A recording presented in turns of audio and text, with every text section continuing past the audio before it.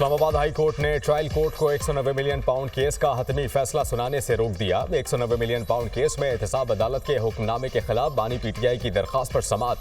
190 million pound nap case trial जारी रहेगा। Islamabad high court बानी पीटीआई के वकला ट्रायल कोर्ट में ताखीरी हरबे इस्तेमाल ना करें। ताखीरी हरबे इस्तेमाल हुए तो हुक्मनामा वापस कर लेंगे। जल्द फैसले का ऑर्डर देंगे। जस्टिस मियां गुल हसन औरंगजेब के रिमार्क्स। अदालत ने नैप को नोटिस जारी करते हुए बुध तक जवाब तलब कर लिया।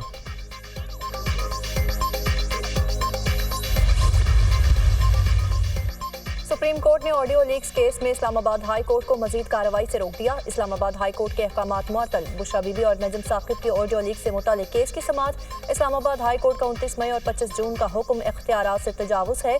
सुप्रीम कोर्ट बुशरा बीबी और नजम साकिब को नोटिस जारी। क्या हाई कोर्ट ने यह तयन किया है कि ऑडियो कौन रिकॉर्ड कर रहा है? जस्टिस अमीनुद्दीन खान का इस्तफसार। अभी तक तयन ना हो सका, तफ्तीश जारी है। एडिशनल अटॉर्नी जनरल का जवाब। जस्टिस नईम अख्तर अफगान ने रिमार्क्स दिए। बदकिस्मती से इस मुल्क में सच तक कोई नहीं पहुंचना चाहता।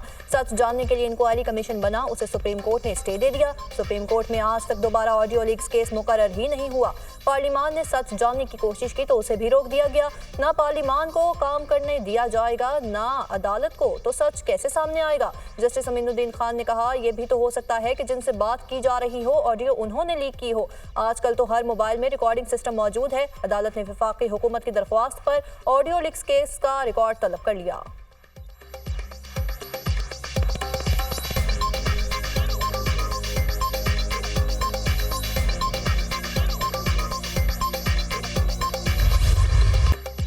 फैज हमीद ड्रामा मुझे मिलिट्री कोर्ट ले जाने के लिए है। लगता है कि फैज हमीद को वादा मुआफ गवाह बनाया जाएगा।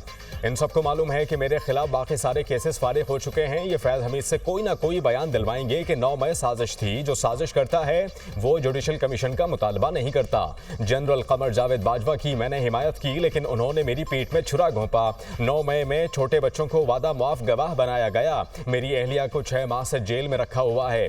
कमर जावेद बाजवा ने नवाज शरीफ से डील करके फैज हमीद को ओहदे से हटाया था। बानी पीटीआई की अडियाला जेल में सहाफियों से गैर रस्मी गुफ्तगू। अगर आप मिलिट्री कोर्ट में चले गए तो पार्टी का क्या बनेगा? पहले ही इख्तिलाफात चल रहे हैं। सहाफी का सवाल। बानी पीटीआई ने कहा, जो मर्जी कर लें, हमारी पार्टी आए रोज मजबूत हो रही है।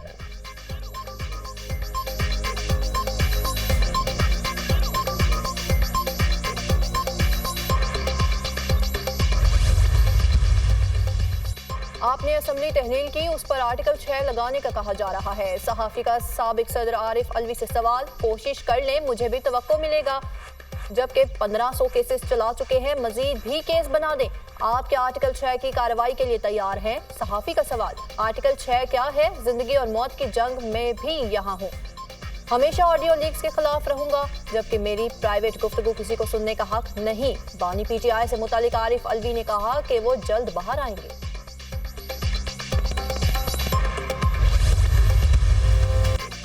मुल्क भर में मूसलाधार बारिशें, नदी नाले बिफर गए, नशेबी इलाके ज़ेरे आब। लाहौर में तेज बारिश से जल थल एक हो गया। लक्ष्मी चौक में 55, गुलशन रावी में 51 और गुलबर्ग में 49 मिलीमीटर बारिश।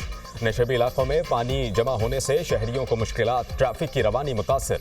कराची में बादल बरसने लगे, मुख्तलिफ इलाकों में तेज और हल्की बारिश। मुल्क भर में बारिशों के बायस मुख्तलिफ हादसात में 18 अफराद जाँ बहक। सखर, लाड़काना, नौशहर फैरोज और कंडियारों में तेज बारिश। सहवन में बारिश से कॉलेज रोड समेत दीगर इलाकों में 2-2 फीट पानी जमा। बिजली की सप्लाई मुअत्तल। मानसून बारिशों से तरबेला डैम मुकम्मल भर गया। डैम में पानी का जखीरा 58 लाख एकड़ हो गया। तरबेला डैम में मजीद पानी जखीरा करने की गुंजाइश खत्म। स्पिलवेज खोल दिए गए। नशेबी इलाकों में सैलाबी सूरत हाल पैदा होने का खदशा। नोडेरों में कच्चे के इलाके में दरिया सिंध का कटाव। 60 घर दरिया बुर्द हो गए। लोग नकले मकानी पर मजबूर।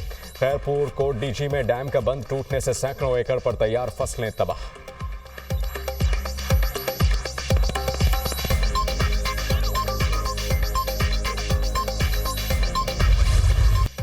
बलोचिस्तान में बारिशों के बाद सैलाबी सूरत हाल। कला अब्दुल्ला के नदी नालों में शदीद तुग़यानी।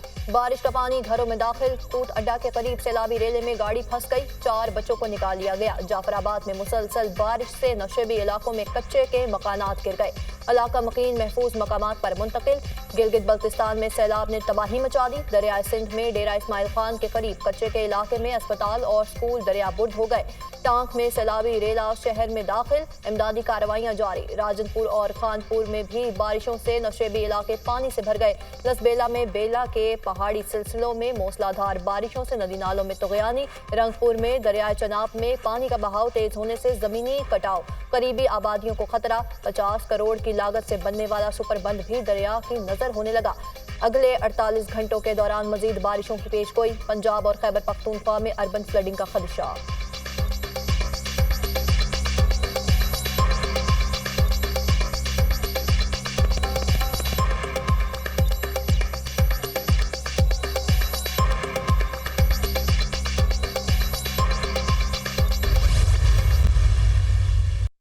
बिलों की शक्ल को और खौफनाक से खौफनाक बनाया जा रहा है।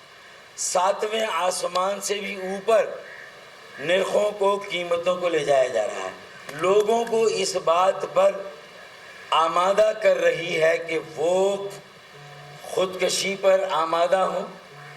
स्ट्रीट क्राइम के अलावा उनके पास कोई और चारा ना हो, चाहे हुकूमत हो, चाहे हुकूमत के साथ जुड़े हुए रियासती इदारे हैं। उन्हें अगर अब होश के नाखून ना लिए तो मेरे ख्याल में कराची की सड़कों पर वाज़े तौर पर चंद दिनों या चंद महीनों में नज़र आने वाला इंतशार, एनार्की और तवाइफुल मलूकी सब ठाट को बहा कर ले जाएगा। बिजली बिल्स पर सिर्फ पंजाब को रिलीफ देना इम्तियाजी सलूक है। सिंध के लोग भी रिलीफ के हकदार हैं। कराची के सार्फिन को जुल्म और जबर की चक्की में पीसा जा रहा है। सार्फिन के बिल्स में 3 से 5 रुपए फी यूनिट इजाफा कर दिया गया। कराची के शहरी 64 रुपए फी यूनिट बिजली की कीमत अदा कर रहे हैं। MQM रहनुमा फारूक सत्तार की प्रेस कॉन्फ्रेंस। कहा, शहर कायद सबसे ज्यादा टैक्स देने वालों में शामिल है। लोगों को मजबूर किया जा रहा है कि वो स्ट्रीट क्राइम करें।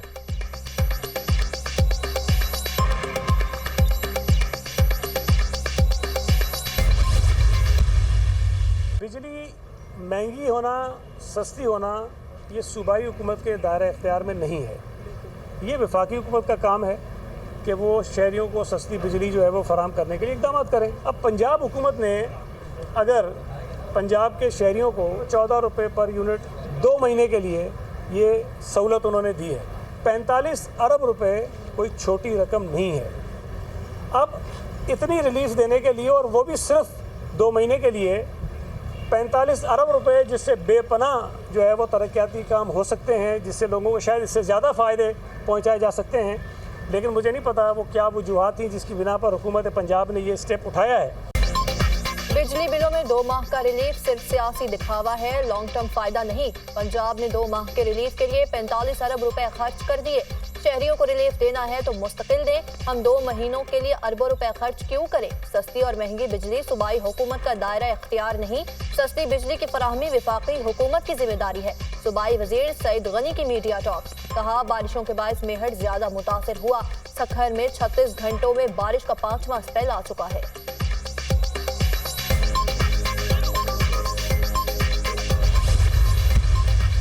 ये जो कैपेसिटी पेमेंट है, ये हम पाकिस्तानी कौम से अब नहीं वसूल होनी चाहिए। इसीलिए हम अपनी पूरी तहरीक लेकर चल रहे हैं और 28 तारीख को इंशाअल्लाह मुल्क की हड़ताल होगी। और 45 दिन में अगर इन्होंने रिलीफ नहीं दिया तो मैं बहुत वाज़े तौर पर कहना चाहता हूं कि पाकिस्तान के हर कस्बे, हर शहर, हर देहात से इंशाअल्लाह लॉन्ग मार्च शुरू हो जाएगा। बिजली बिल्स में कमी का मुतालबा बरकरार। मुआहिदे पर अब अल्लाह हुआ तो हर जगह से लॉन्ग मार्च निकलेगा। मुआहिदे पर अमल दरामद में 34 रोज अभी बाकी हैं। हमें टैरिफ में कमी चाहिए। IPPs का बोझ हम नहीं उठाएंगे। हर सूरत में 28 अगस्त को हड़ताल होगी। विफाकी और सूबाई हुकूमतों के इकदाम अवाम दुश्मनी पर मबनी हैं। अमीर जमात इस्लामी हाफिज नईमुर रहमान की न्यूज़ कॉन्फ्रेंस। बिजली की तकसीम कार कंपनियों की निजकारी के लिए एडवाइजर्स तैनात करने का फैसला। टेक्निकल फाइनेंशियल एडवाइजर्स आइंदा माह तैनात होंगे। मुआशी टीम ने प्लान वजीर आजम के साथ शेयर कर दिया। पहले फेज में बिजली की 3 तकसीम कार कंपनियां निजकारी के लिए तैयार। आइस्को, गैपको और फेस्को निजकारी के पहले मरहले में शामिल। डिस्कोस की निजकारी का पहला मरहला 2026 में शुरू किया जाएगा।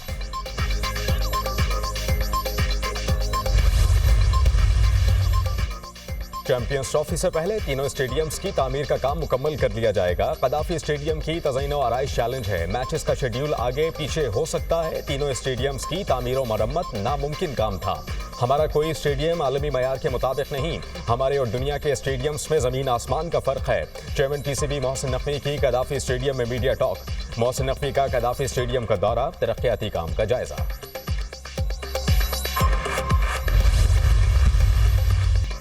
रऊफ हसन ने जो भी राबते रखे वो नॉर्मल हैं, कोई गैर कानूनी काम नहीं किया। सहाफ़ी का सहाफ़ी से राबता रहता है। रऊफ हसन आर्टिकल्स लिखते रहते हैं। बल्दियाती इंतखाबात में पीटीआई भरपूर हिस्सा लेगी।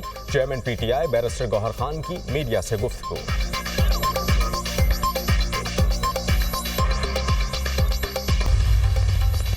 मैंडेट चोरों के इंटरनेट स्लो करने के गैर आईनी इकदाम से अवाम डुल रहे हैं। स्लो इंटरनेट ने ई कॉमर्स इंडस्ट्री को अरबों का नुकसान पहुंचा दिया। डिजिटल और आईटी सेक्टर को तबाह कर दिया गया। नाअहल विफाकी मैंडेट चोर टोले ने मुल्क को पत्थर के जमाने में धकेल दिया। मुशीर इत्तलात खैबर पख्तूनख्वा बैरिस्टर सैफ का बयान, कहा 22 अगस्त को हर सूरत इस्लामाबाद में जलसा होगा। कोई इजाजत दे या ना दे किसी की परवाह नहीं। सवाबी जलसे के बाद ये मुल्क का सबसे बड़ा जलसा होगा। अदालतों से उम्मीद है कि रिलीफ मिलेगा।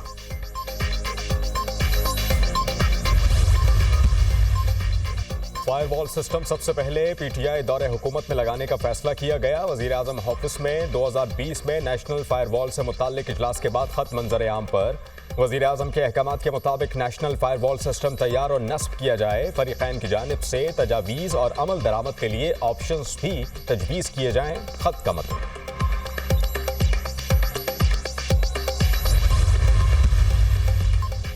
वज़ीर आला मरियम नवाज का विजन, पंजाब जदीद टेक्नोलॉजी के इस्तेमाल में सबसे आगे। जंगली हयात और बका के खतरे से दो चार जानवरों और परिंदों के तहफ़्फ़ुज़ के लिए जदीद टेक्नोलॉजी का इस्तेमाल।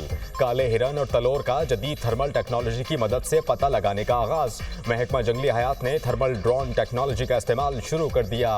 आजमाइशी आर्टिफिशियल इंटेलिजेंस टेक्नोलॉजी की मदद से काली हिरन की तस्वीर हासिल की गई। सीनियर सूबाई वज़ीर मरियम औरंगज़ेब ने कहा, थर्मल टेक्नोलॉजी और AI के इस्तेमाल से बका के खतरे से दो चार जंगली हयात का तहफ़्फ़ुज़ मुमकिन हो सकेगा। पहली बार तमाम जंगली हयात का सर्वे हो रहा है ताकि इनकी तादाद, रिहाइश की मकामात और तहफ़्फ़ुज़ के लिए ज़रूरी डेटा हासिल हो।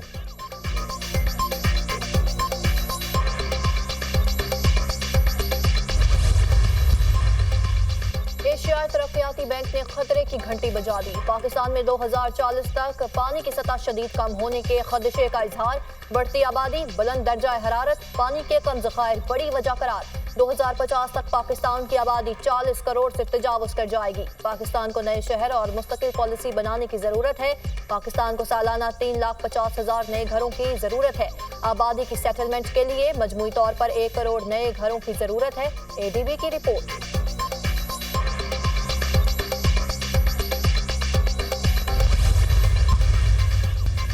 कोलकाता रेप केस के खिलाफ बॉलीवुड फनकार भी सरापा एहतजाज। भारत में एक और भयानक हरकत, 1 दहाई बाद भी कुछ तब्दील नहीं हुआ। आलिया भट्ट का रद्द-ए-अमल। करीना कपूर ने कहा, 12 साल कबल वही कहानी, वही एहतजाज, मगर कुछ नहीं बदला। मैं अपनी बेटी को वही समझा रही हूँ जो मुझे बचपन में समझाया गया। ट्विंकल खन्ना का बयान। प्रीति सैनन ने कहा, सख्त सजाएं नहीं होंगी तो कुछ भी तब्दील नहीं होगा।